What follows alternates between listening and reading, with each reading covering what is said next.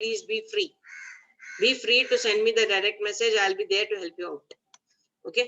चलो, let's start with the problem. Mr. Dilip Rajesh, senior citizen. Senior citizen word को ध्यान रखना.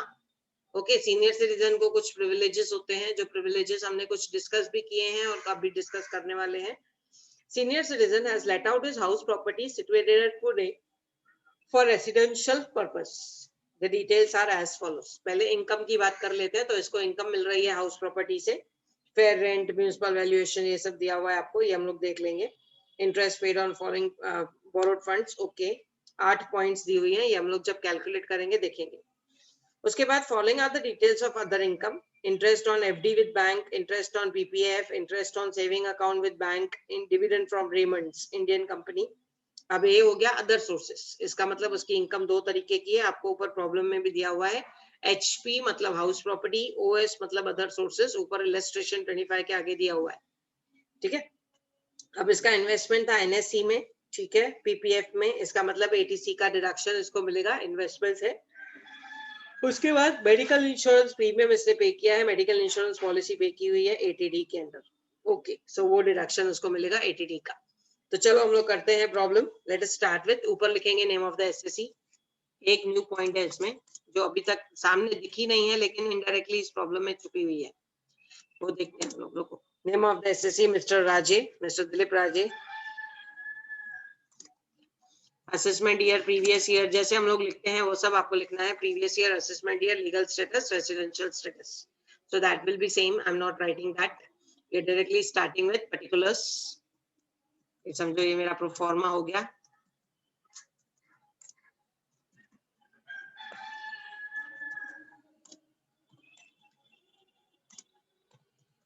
Particulars, amount amount amount.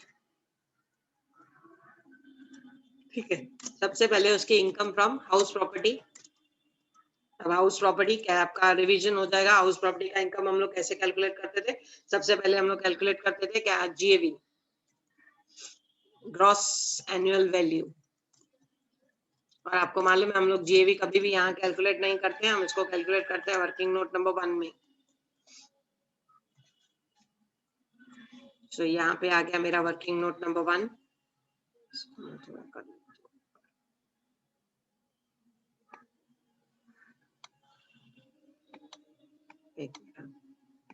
Yes, सो ये हो गया मेरा working note number 1. Calculation of GAV. GAV कैसे कैलकुलेट करते हैं. पहले आता है फेयर रेंट. पहले हम लोग लिखते हैं A fair rent, B municipal valuation, C whichever is higher RLV. उसके बाद D actual rent, whichever is higher GAV. I hope आपको याद है ये सब. ठीक है. Fair rent, municipal valuation, whichever is higher RLV. RLV को कंपेयर करते हैं एक्चुअल रेंट से, whichever is higher GAV. तो चलो देखते हैं फेयर रेंट कितना दिया हुआ है यहाँ पे. 2,75,000. म्युनिसिपल वैल्यूएशन दिया हुआ है 2,60,000. whichever is higher 2,75,000. ओके. उसके बाद एक्चुअल रेंट है 3 लाख रुपए. whichever is higher GAV. ये हो गया मेरा 3 लाख GAV. बस कुछ भी वैकेंसी वगैरह कुछ भी नहीं है. ओके. अनरियलाइज्ड रेंट नहीं है तो ये मेरा GAV आ गया 3 लाख रुपए. ओके. इसमें से हम माइनस करते थे municipal taxes. Nothing new, you have already done, we are just practicing it again. ऐसा समझो.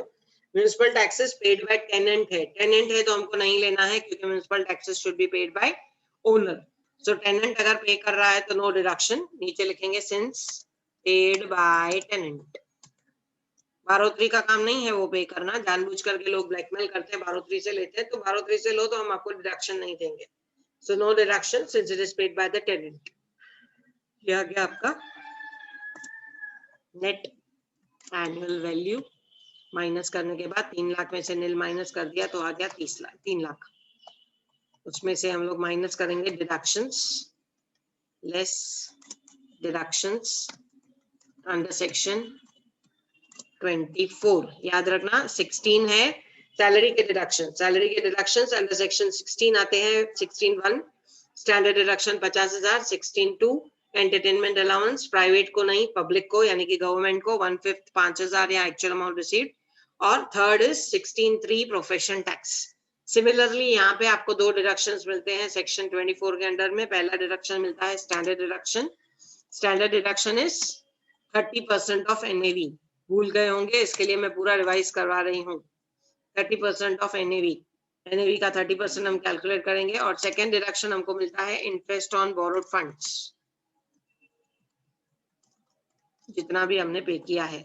तो चलो 30% ऑफ एनएवी ये होता है 90,000 रुपए। 3 लाख है एनएवी हमारा, 3 लाख का 30% 90,000 रुपए।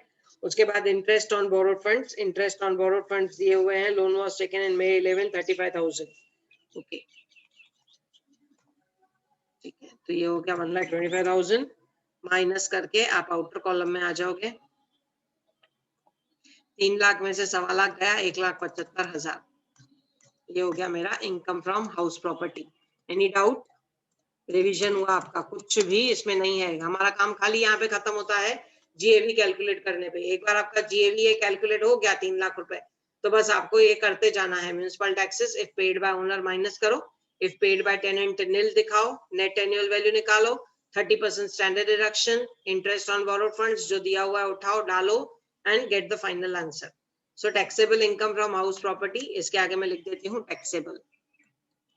Taxable income from house property मुझे मिल गई 1,75,000।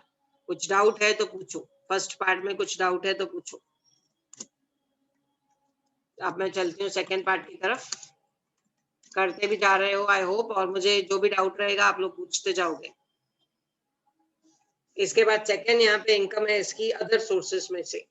ठीक है, दूसरा जो ये कमा रहा है अदर सोर्सेस में से कमा रहा है। क्या क्या कमा रहा है देखो, इंटरेस्ट ऑन बैंक एफडी। आप बोलोगे एक्रूड है, एक्रूड मतलब ड्यू। अगर आपको मालूम है तो एफडी पे तो इंटरेस्ट ड्यू ही होता है, एफडी का इंटरेस्ट थोड़ी आपको मंथली मिलता है। अगर मैंने फिक्स में पैसा रखा हुआ है बैंक में 2 साल के लिए 3 साल के लिए, जैसे जैसे ड्यू हुआ, 1 साल हो गया ड्यू हो गया, that will be chargeable to tax. वो वैसे भी आपके हाथ में नहीं आने वाला है। आपके हाथ में 3 साल का एफडी है तो 3 साल के बाद ही पैसा आएगा। तो क्या आप टैक्स 3 साल के बाद पे करोगे? Answer is no. एक्चुअली जैसे जैसे ड्यू होता गया, जैसे 1 साल हो गया ड्यू हो गया, यू हैव टू पे tax on that due amount. Okay, so interest और एफडी दिया हुआ है आपको 10,000 रुपए। उसके बाद सेकेंड इसमें आया interest on PPF. Interest on PPF is exempt. Public provident fund, public provident fund में पैसा ही इसके लिए डाला जाता है ताकि हम उसको रिटायरमेंट में यूज कर सके। तो अगर उसके ऊपर भी टैक्स लगेगा, ब्याज के ऊपर टैक्स लगेगा, तो हम रिटायरमेंट में क्या यूज करेंगे? So PPF, provident fund, PF, SPF, RPF, statutory हो, रिकॉग्नाइज्ड हो, इन सब के ऊपर इंटरेस्ट इज एग्जेम्प्ट। और एग्जेम्प्ट भी कौन से सेक्शन में है, वहां पे ब्रैकेट में हम लोग लिखेंगे under section 10।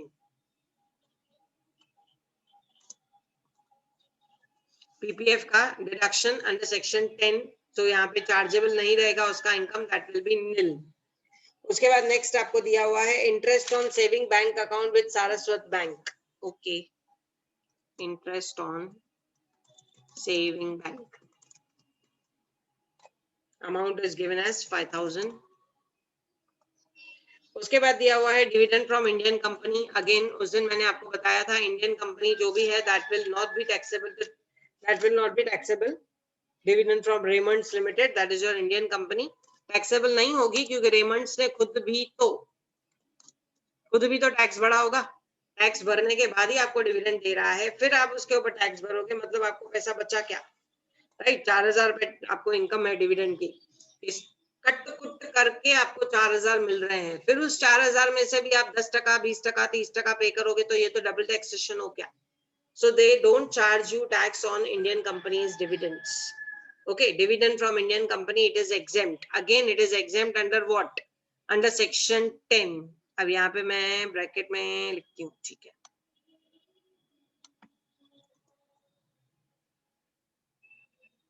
Under section 10। So under section 10 it is also exempt, तो ये हो जाएगा आपका nil. Yes, okay. Dividend from Indian company, यही फॉरेन कंपनी होती तो it would have been taxable. So ये अदर सोर्सेज यहाँ पे खत्म, इसके अलावा कोई भी अदर इनकम उसको नहीं है। इनकम से यहाँ पे खत्म हो गई। चलो अदर सोर्सेज को ले लेते हैं। 15,000 रुपए। आप बोलोगे हमने ये कॉलम में लिया, ठीक है ना, ये कॉलम में लिया तो क्या हो गया, फिर इसको बाहर लेके जाएंगे 15,000। ओके, फर्स्ट कॉलम में लो, सेकंड कॉलम में लो। मान लो आपने 3 कॉलम बनाए हैं, कोई प्रॉब्लम नहीं, अंडरलाइन करके आप उसको बाहर लेके जा सकते हो। ठीक है, अगर आपने इनकम टैक्स के रिटर्न का फॉर्म देखा है ना, तो रिटर्न के फॉर्म में भी 3 कॉलम्स आते हैं अमाउंट के। So you need not worry about it. ठीक है, सो 1,75,000 and 15,000 इट कम्स टू 1,90,000। ये 1,90,000 हो गया आपका ग्रॉस टैक्सेबल इनकम। दिलीप राजे का ग्रॉस टैक्सेबल इनकम, 2 जगह से उसको इनकम मिल रही है। हाउस प्रॉपर्टी से मिली 1,75,000, अदर सोर्सेज से मिली 15,000। मिली ज्यादा, लेकिन टैक्सेबल की बात कर रहे हैं हम। So gross taxable income will be 1,90,000। यहाँ तक किसी को कुछ डाउट है तो पूछो, नहीं तो मैं आगे बढ़ती हूँ डिडक्शंस की तरफ। Any doubt if you have you can ask.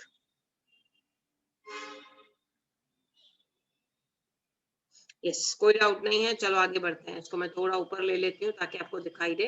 अब मैं यहाँ पे लिखूंगी less deductions under chapter 6A। ये फाइनल डिडक्शंस होते हैं। फाइनल इनकम आपकी कैलकुलेट हो गई, उसके बाद फाइनल डिडक्शंस हमको मिलते हैं, जिसको हम बोलते हैं डिडक्शंस अंडर चैप्टर 6A। ठीक है, अब यहाँ पे आपको क्या क्या डिडक्शन है हम लोग पहले डिस्कस कर चुके हैं। एक है अंडर सेक्शन 80C, जो आपने इन्वेस्टमेंट किया है। ठीक है, जो आपने इन्वेस्टमेंट किया है वो डिडक्शंस दिए हुए हैं। क्या क्या इन्वेस्टमेंट किया है, हमने इन्वेस्टमेंट किया है NSE में 70,000 रुपए। इसको मैं फर्स्ट कॉलम में लूं। यस, NSE में इन्वेस्टमेंट किया है 70,000 रुपए।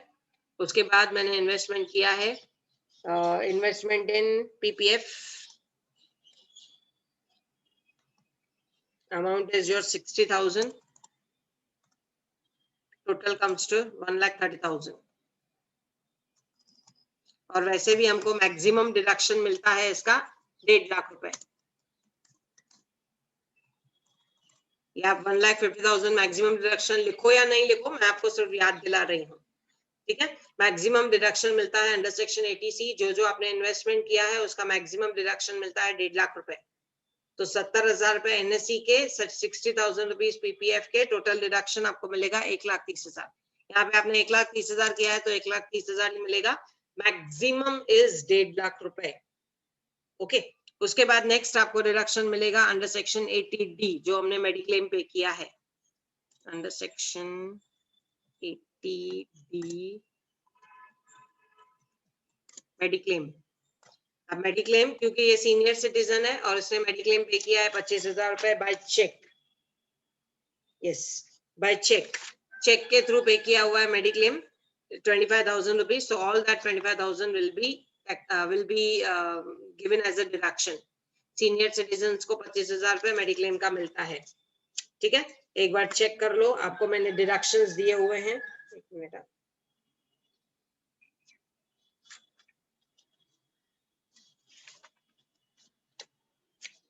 Just 1 minute. एक मैंने कटिंग तुम लोग को दिया था डिडक्शंस का फॉर वेरियस इनकम्स।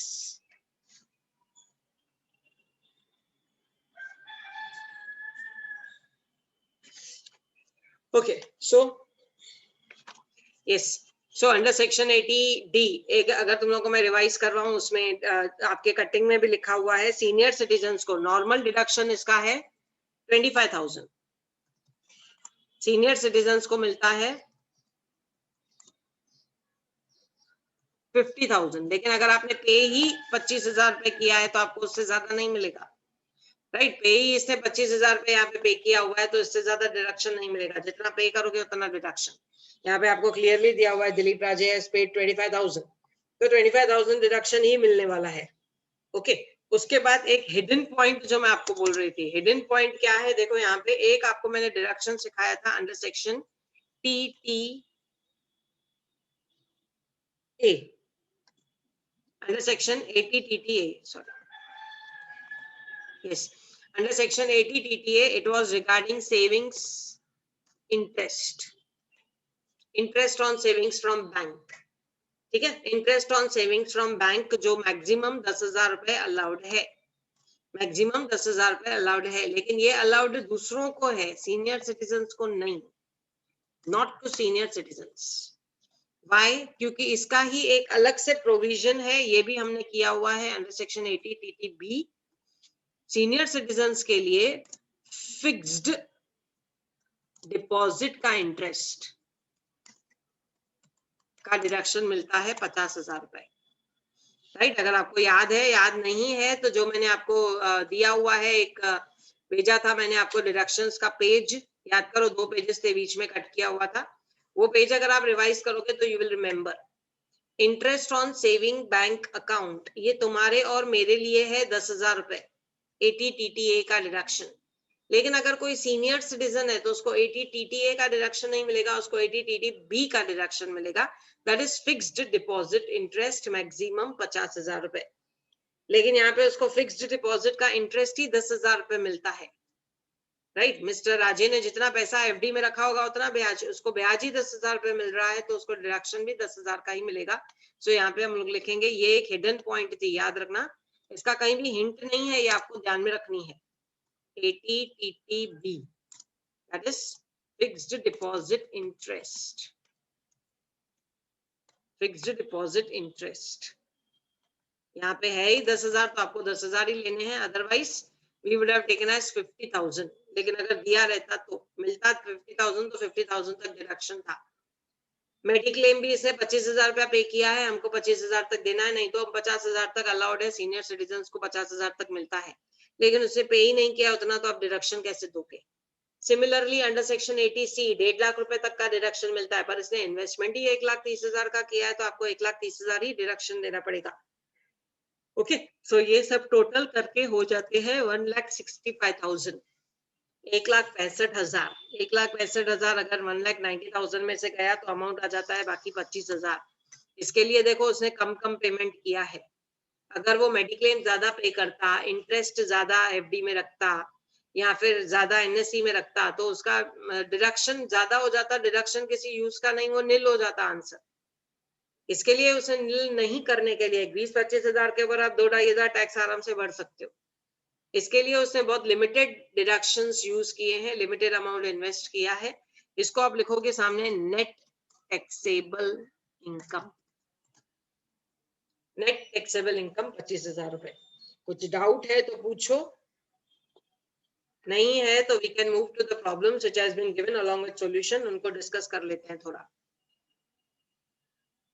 कुछ डाउट है तो प्लीज पूछ लो, तो दोनों प्रॉब्लम्स हम लोग देख लेंगे।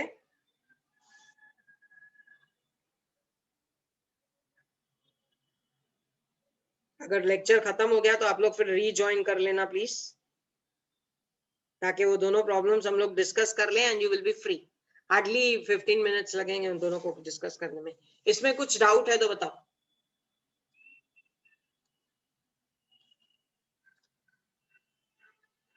चले आगे डिस्कस करने के लिए। Okay, please open up with your mobiles with the screenshots that I have sent you. जो मैंने आपको स्क्रीनशॉट्स भेजे हैं उसको देखो। पहले हम लोग प्रॉब्लम नंबर 33, जो पहला मैंने आपको इलस्ट्रेशन भेजा है उसको देखते हैं, जिसमें लिखा है problem with solution for practice.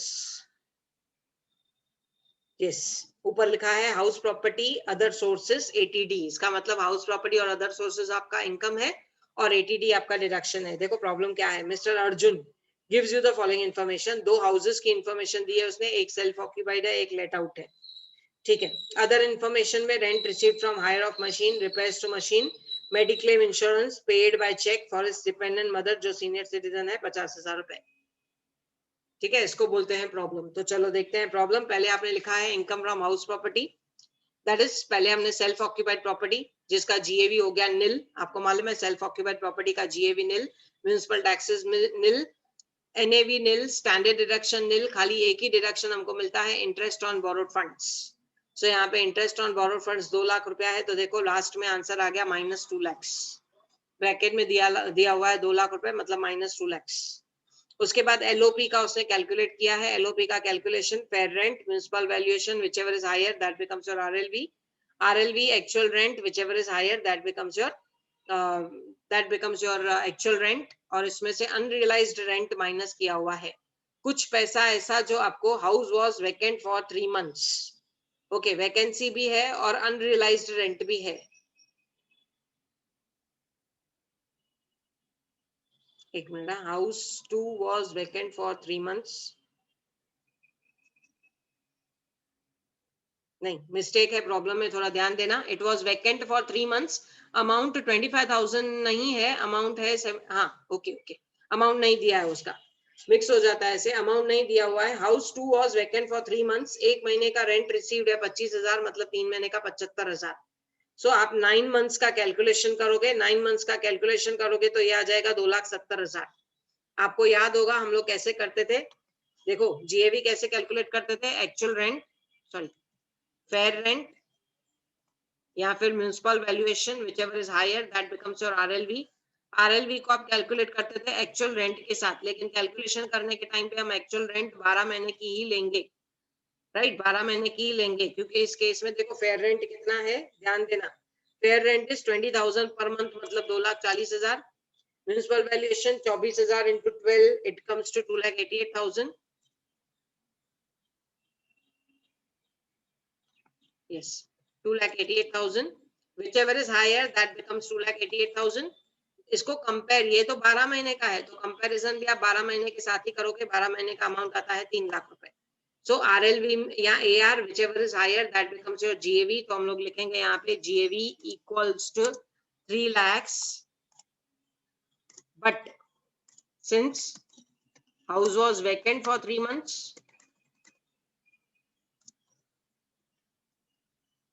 घर 3 महीने खाली था, actual GAV will be 25,000 into 9 months, right, 9 महीने, या फिर आप 3 लाख में से 3 मंथ का माइनस कर दो, ठीक है, 3 लाख में से 90,000 माइनस कर दो तो आपको अमाउंट मिल जाएगा, सॉरी 3 लाख में से 75,000, 3 महीने का 75,000 माइनस कर दो तो आपको अमाउंट मिल जाएगा 2,25,000। ऐसे किया तो भी ठीक है, ऐसे किया तो भी ठीक है, okay, whatever way you go with, actual GAV will be 2,25,000 into 9 months, that comes to 2,25,000. So whatever method is easy for you, you adopt that method. Okay, I hope you remember this, we have done this. So इसका GAV आ गया 2,25,000, उसमें से municipal tax, इसमें एक ही mistake है problem में, unrealised rent लिखा है, लेकिन एक्चुअली वो वैकेंसी अलाउंस होना चाहिए, house was vacant, vacancy allowance, unrealised rent नहीं है वो, सो वर्ड में मिस्टेक है, बाकी कुछ नहीं है। तो चलो net annual municipal taxes minus किया 25,000 रुपए, 2,25,000 में से 25,000, आपको नेट एनुअल वैल्यू मिल गया 2 लाख रुपए। इसमें से स्टैंडर्ड डिडक्शन 30% माइनस कर दिया, interest on borrowed funds 2 lakh रुपए माइनस कर दिया, तो टोटल अमाउंट आ गया 2,60,000।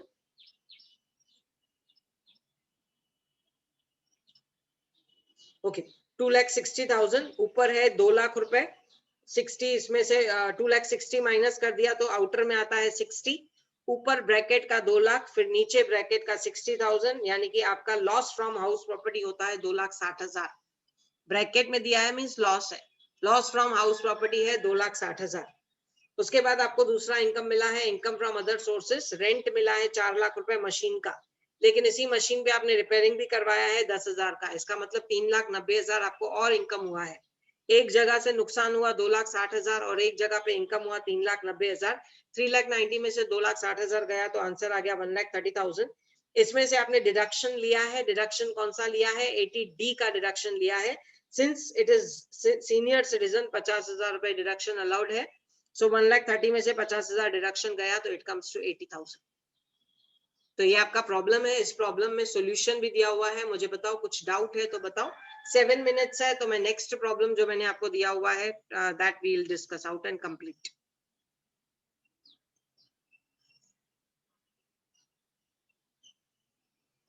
Any doubt if you have please. Yes, अगर तुम लोगों ने ध्यान से सब प्रैक्टिस किया तो डाउट का सवाल नहीं है। नेक्स्ट प्रॉब्लम जो मैंने आपको दिया हुआ है उसका स्टार्टिंग पार्ट मैं आपको बता दूं, खाली उसमें लिखा हुआ है मिस्टर संदीप हैज 2 हाउसेस और कैलकुलेशन करने के लिए बोला है। तो देखो दो घर हैं, एक है लेट आउट है, एक है सेल्फ ऑक्यूपाइड। नीचे कैलकुलेशन देखते हैं, लेट आउट का कैलकुलेशन कैसे दिया हुआ है। 6 मिनट दिखा रहा है, मैं थोड़ा फास्ट जा रही हूँ लेकिन समझने की कोशिश करना। Municipal valuation, actual rent whichever is higher, सीधा आपको दिया हुआ है क्योंकि आगे इसके फेयर रेंट या वगैरह कुछ भी अलग से नहीं दिया हुआ है, तो दो चीजों को ही कंपेयर करके whichever is higher we have taken 2,50,000। इसमें से म्यूनिसिपल टैक्सेस माइनस किया 2,000 हो गया 2,48,000। स्टैंडर्ड डिडक्शन माइनस किया, interest on borrowed funds minus किया, you get the amount. Let out property का इनकम मिल गया आपको 1,33,600। बहुत सिंपल है। उसके बाद सेल्फ ऑक्यूपाइड का आपको दिया हुआ है जीएबी निल, एनएबी निल। डिडक्शन में खाली इंटरेस्ट ऑन बोरोड फंड्स दिया हुआ है, 30,000 रुपए तक रेस्ट्रिक्ट किया है। देखो इंटरेस्ट ऑन बोरोड फंड है आपका 40,000 रुपए, लेकिन ये लोन लिया हुआ है 1998 में। अगर आपको याद है तो 2000 से पहले जो लोन्स लिए हुए हैं उसके ऊपर डिडक्शन 30,000 होता है। 2000 के बाद जो लोन लिए हुए हैं उसके ऊपर डिडक्शन 2 लाख रुपए तक होता है। सो यहाँ पे हमको 30,000 रुपए डिडक्शन मिलेगा, मैक्सिमम 30,000। उसके बाद माइनस करने के बाद आपका टोटल इनकम यानी कि हाउस प्रॉपर्टी का इनकम आ जाता है 1,03,600। Then you have other sources में आपको एनएससी है 6,000 रुपए, लॉटरी विनिंग्स है 10,000 रुपए, सेविंग बैंक है 4,000 रुपए और पीपीएफ है, पीपीएफ इज एग्जेम्प्ट। तो ये तीनों इनकम्स मिला के 20,000, 1,03,600 हाउस प्रॉपर्टी का, 20,000 दूसरा, तो इट कम्स टू 123,600। अब नीचे देखो डिडक्शंस कौन से हैं। एक है एनएससी का इंटरेस्ट, ये हमने लास्ट टाइम भी किया हुआ है, it's not a new point. NSC का इंटरेस्ट आपको इनकम फ्रॉम अदर सोर्स करके ऐड करना पड़ेगा, बाद में लास्ट में उसका डिडक्शन मिलता है। ठीक है, पहले इनकम मिलेगी और बाद में उसका डिडक्शन मिलेगा। सो 6,000 rupees it will be deductible under section 80C। उसके बाद 80D मेडिक्लेम पे किया है उसने अपने लिए चेक से 3,000 रुपीज, तो मेडिक्लेम 3,000 विल बी अलाउड। और उसके बाद सेविंग बैंक का ब्याज मिला है जो आपने ऊपर ऐड किया है 4,000 रुपए, क्योंकि मैक्सिमम 10,000 रुपए तक डिडक्शन मिलता है। सो 4,000 वो डिडक्शन मिला, 13,000 रुपए। Net taxable income is 1,10,600। बहुत ही सिंपल प्रॉब्लम था ये, तो इसमें कुछ भी एक्स्ट्रा नहीं था, खाली आपको अलग अलग इनकम्स और अलग अलग डिडक्शंस का आइडिया देना था। Any doubt you have? Here we complete with DID portion for first term. Limited किया है लेकिन सब किया है, करने के लिए बैठोगे ना तो बहुत है डीआईडी। आप अप्रैल मई तक तो डीआईडी करते रहोगे, लेकिन वो प्रैक्टिस है, वो प्रैक्टिस आपको खुद करनी है। That can not be done in regular lectures. और ऑनलाइन में तो और प्रॉब्लम है, जहाँ 40 मिनट का लेक्चर है, इट्स डिफिकल्ट। सो बताओ कुछ डाउट है? पार्टिसिपेंट्स का क्लिक ले लो, संडे सुबह सुबह टाइम देने के लिए थैंक यू। अभी डाउट नहीं, इसको मैं यूट्यूब पे अपलोड करूंगी। अभी अगर डाउट नहीं भी है ठीक है, चलेगा। कुछ भी बाद में आप रिवाइज कर रहे हो, डाउट आता है, please you can put up your personal messages. Okay, चलो, no doubt.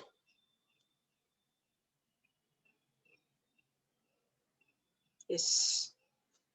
Okay, good day. I'm ending up with the lecture. Take care. All the best for your exams.